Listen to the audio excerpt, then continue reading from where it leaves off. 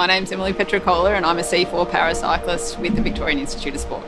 I was born and raised in Melbourne, grew up in Ivanhoe, went to Loreto Toorak and was a school rower. Went on to do a Bachelor of Arts and then followed up with a Master of Teaching a few years ago and moved to Dubai and taught over in the UAE for the 3 years and then moved back last year. I was 27 years old. One day I was at work walking around and kept tripping over my feet. Initially I just thought it was my cute new shoes, so I went out and bought another pair of shoes, but it kept happening. And over the course of the next week or so, the numbness that started in my feet that day travelled up to my chest. So then I went to the doctor and who sent me pretty promptly to a neurologist who did some tests and was pretty conclusively diagnosed with MS. So it was pretty average time. The first 3 years weren't particularly easy for me. I had a lot of relapses in the first 3 years, and over the course of the first 6 years I wasn't able to do any exercise, and I'd been someone who all my life had always been really fit, active and healthy, and so to not be able to do anything at all, I sort of lost my identity for a little while, put on an enormous amount of weight, but then at about the 6-year mark I got into cycling.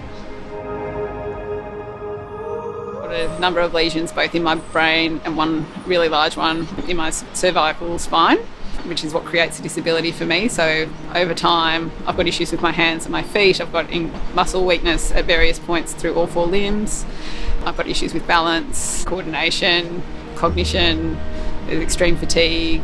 I've had times when I haven't been able to walk properly, or like I can't hold things very well. I drop things a lot. I've been blind at one point. Like it's impacted a lot for me over time, but you know, you sort of just get on with it. All athletes, you have to understand them and know how they tick, but I think more so with MS, understanding how much you can push yourself and the things that affect her the most, just that fine line of pushing the boundaries but not overstepping the mark. So I've known Shane for 20 years. He's married to my best friend, so that's convenient. He didn't really have a choice in terms of coaching me. Honestly, as a coach, couldn't ask for anything more. He's so kind and compassionate, but also so experienced in the sport of cycling. There's not a better person to sort of talk you through a big moment before a race or give you advice if you're struggling with something. So for me, I couldn't have asked for a better group of people to have started with and to give me the grounding in the sport as I sort of launched my career. So I spend a lot of the time seated. A lot of my work is done on my forearms, so that sort of helps me stay balanced as well. Just keeping her line on the track, that's there's fast way around the track and that's on the black lines. I'm someone who's like really motivated by the people around me. Really one of the things that drives me is trying to sort of honour the belief that people like Matt and Shane and now Cam and Harry have had in me through the journey. You know, I'm having tremors and stuff in my arms and my legs pretty regularly now, so the fact that I'm still able to produce world records and win world championships, like I only do that because these people believe that I can. From our first session here, it's 200% better.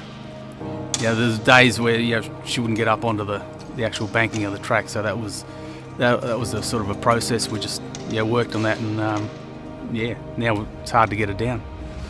The main goal for me from this point forward is obviously number 1 to qualify for the team, but also to win the gold in, hopefully the IP on the track and the time trial on the road at Tokyo. Some of Emily's key strengths are she's very determined, committed, stubborn, but at the end of the day she her will to win is just a great quality. Because I've spent so much of my life around other elite athletes, it doesn't feel different or special. It just is what it is. It's just what a lot of other people that I know have done or do. So it's a strange sort of feeling to consider myself in that category.